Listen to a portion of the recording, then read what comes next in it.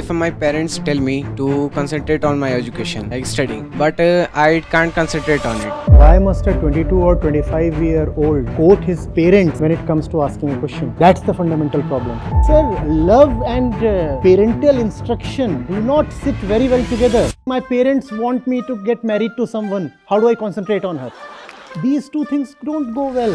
The success of the parents lies in leaving the son or the daughter free after a point. If the kid has to be dependent on the parents mentally or financially, even at 22 or 25 or 28, then the parents have failed. So the scriptures do not talk of focus or concentration. They talk of... Good evening, sir. Sir, if my parents tell me to concentrate on my education, like studying, but I can't concentrate on it. So it means education isn't worth it to concentrate. Sir, that one I want to ask.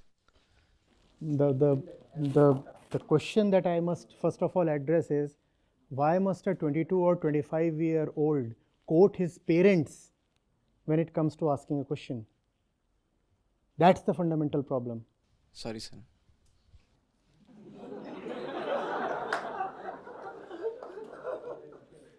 Sir, love and parental instruction do not sit very well together. Don't you see that? What you are saying is analogous to saying, my parents want me to get married to someone. How do I concentrate on her? These two things don't go well. Also, parents, if they have raised the kid well, should realize that beyond a point, it is counterproductive to offer advice. The success of the parents lies in leaving the son or the daughter free after a point. If the kid has to be dependent on the parents mentally or financially, even at 22 or 25 or 28, then the parents have failed. Or have they not? Have they not? So you must know, you are a postgraduate student, are you? No, sir. I'm undergraduate student. So you must know, you are in college. What is it that's worth doing in life? You must know which course you must enroll in. And beyond the campus, you must know what is it that really will make you come alive. Higher education,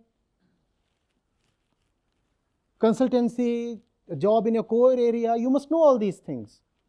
Instead of really knowing these things, we are dependent on the trends, or we are dependent on all kinds of advices. And that's the prescription to a loveless life. Everybody is getting into software, so will I. Something else is hot these days. I'll get into that. Why? Because everybody else is.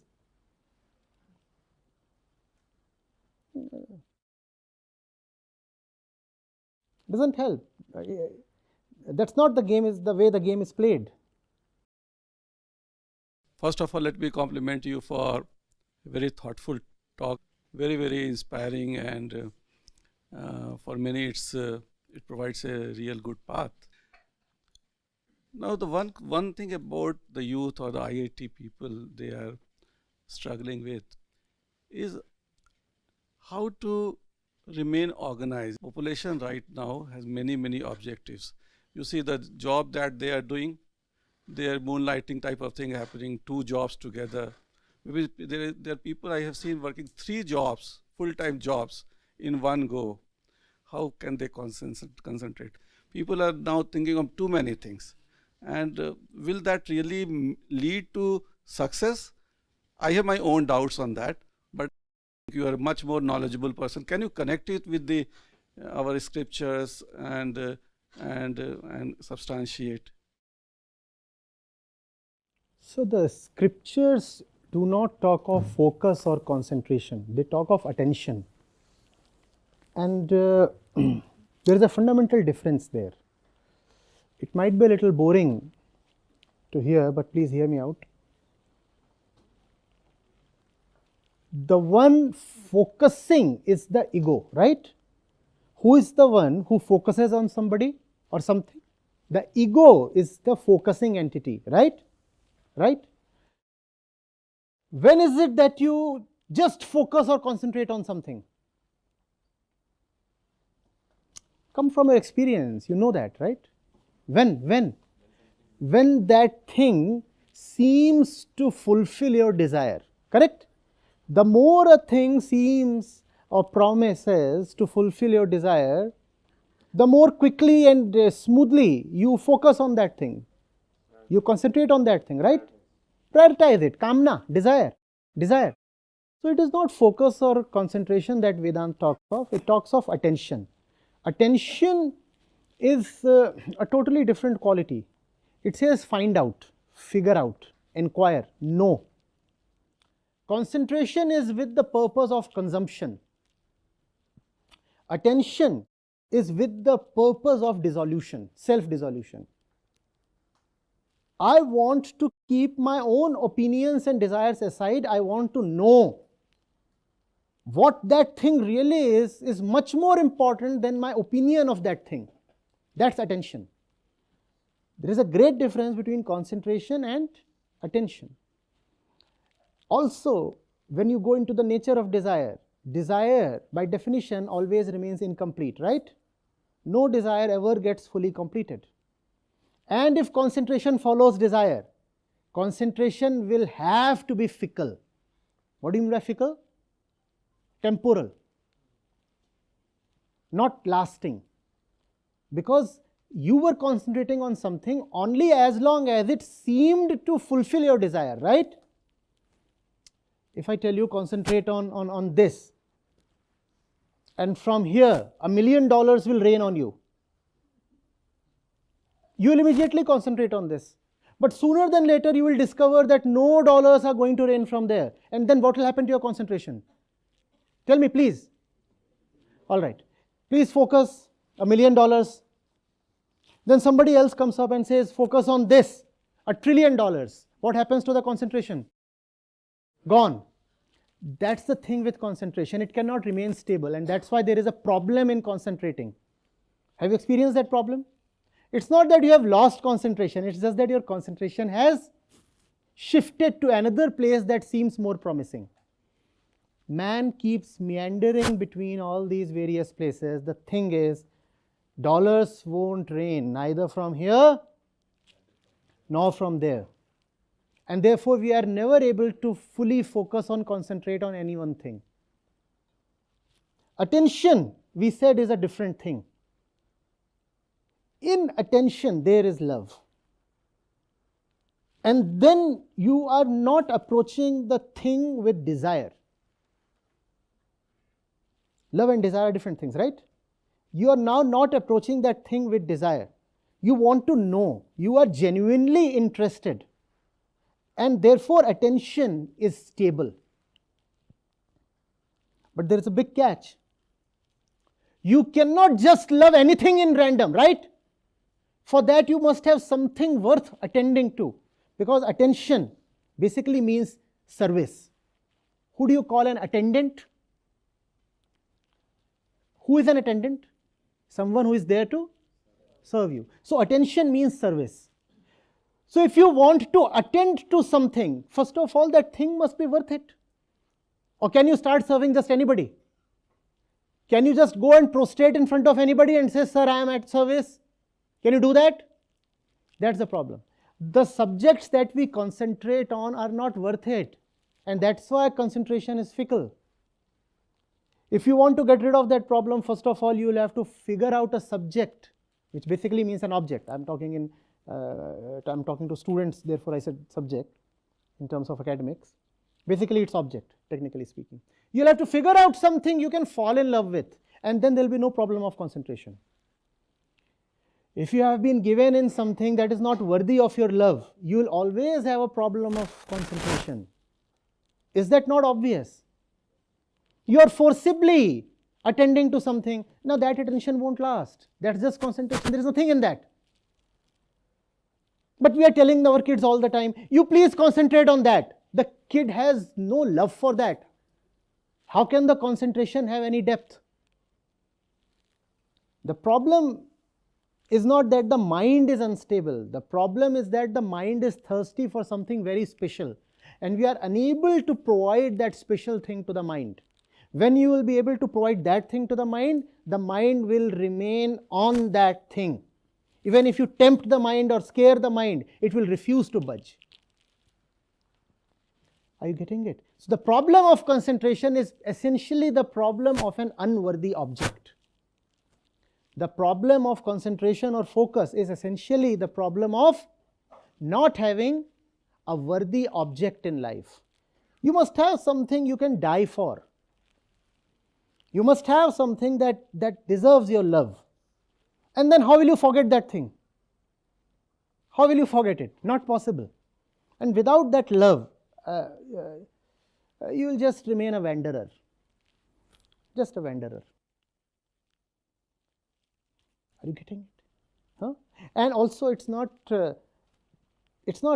that intimately related to the proliferation of objects, though that is definitely a factor. As you said that in the olden days here in IIT, people didn't have so many places to go to, let's say outside the campus, and so many internet-based options were not there, and today they are there, and people are moonlighting and gaslighting, and all those things are happening. Remember, if you do not have options there, the nature of the mind is that it will create options. You know that very well. When you want to please your desire, even if you do not have options there, you start creating options. Don't you do that? Don't you do that? So it's not as if you will deprive yourself of all the options out there, then you will become stable. No. You take away all the options that are available out there, you will still not become stable, because the mind will keep manufacturing options within itself. And you will keep rolling from one option to the other within the mind. That's the nature of the mind. If you want to become stable, you don't need to deprive mind of options.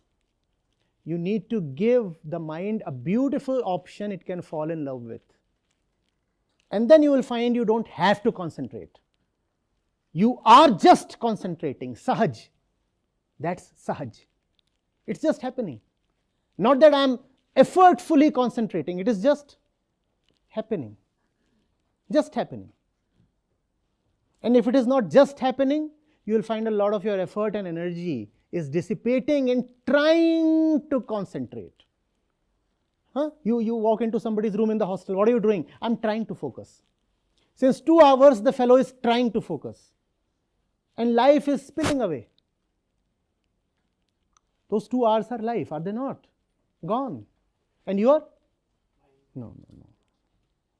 That's the thing with a loveless life. You have to try too hard. In love, things are smooth, sahaj. Sahaj. Just happen. Just happen. Since 6 hours, the fellow is busy in his lab. How? How? Is there a temptation? Is there a threat? What is it that keeps him there? Love. And if you don't have love, then life will be unbearable after 2 hours in the lab. 2 hours is too much probably, right? 20 minutes. See? 20 minutes. You will not be able to be at one place mentally, even for 20 minutes, if love is missing. And without love, there can be no attention. Without love, there is only unfulfilled desire, and that can at most tally with concentration and focus. Desire, concentration, focus, they go together, and none of them are any good. So in the previous question, sir asked about the guidelines or some kind of roadmap for students like us. So if you could say something on that. I never like spoon feeding. I have told you that you will be able to stick to something only when there is love, which basically means there is no need to be at places and with stuff that is not worthy of love. So that's the guideline. Just download the Acharya Prashant app, and there you go to the community section. and you have live testimonials streaming in at the rate of 1 every 5 minutes. I'm seeing lives change in thousands, if not millions, every day in front of my own eyes. We are doing it. We have actually done it. Join the community of more than 2 lakh participants on the Acharya Prashant app. Your first month is completely free. You'll get full access to Gita Mission. On the app, you will get regular live sessions, daily exclusive conversations with Acharya Prashant, access to the vibrant Gita community, wisdom exams, curated news, audiobooks, quotes, and much more. Search Acharya Prashant on Google Play Store or Apple App Store and download now.